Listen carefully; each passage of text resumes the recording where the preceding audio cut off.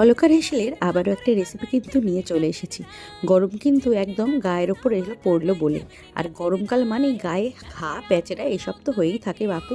আর সেই থেকে কিন্তু হিমশিম, তাই উচ্ছে খান। আর উচ্ছে যাদের ভালো লাগে না তারা এইভাবে একটু মৌরালা মাছ দিয়ে খেয়ে দেখবেন থালায় আর অন্য কোনো তরকারি নিতেই ইচ্ছা করছে না। আর তার সাথে একটু পেঁয়াজ কালি ছিল, বরবটি ছিল, মা সেগুলোও দিয়ে দিল, বললো ফ্রিজে কেন পচবে। চলুন তাহলে রান্নাটা দেখে নেওয়া যাক। মৌরলা মাছটা আগে থেকেই ভেজে রাখা হয়েছিল, আর এখানে উচ্ছেগুলো তেলে দিয়ে একটু ভাজা ভাজা হলে একটু পাঁচফোড়ন দিয়ে কাঁচা পেঁয়াজ দিয়ে ভালো করে নেড়ে নেড়ে একটুকুনি বরবটি, আলু এবং পেঁয়াজ কালিটা দিলে স্বাদ মতো হলুদ, নুন এবং জিরে গুঁড়ো দিয়ে ভালো করে নাড়া হয়েছে। একটু যখন জিনিসটা ভাজা ভাজা হয়ে এলো জল দিয়ে দিলাম। আবার ওই ফোটার খেলা ফুটে উঠলে মাছগুলো যে ভেজে রেখেছিলাম সেগুলো উপর থেকে ছড়িয়ে দেবো। তারপর আরও কিছুক্ষণ একটু ফুটতে সময় দেবো।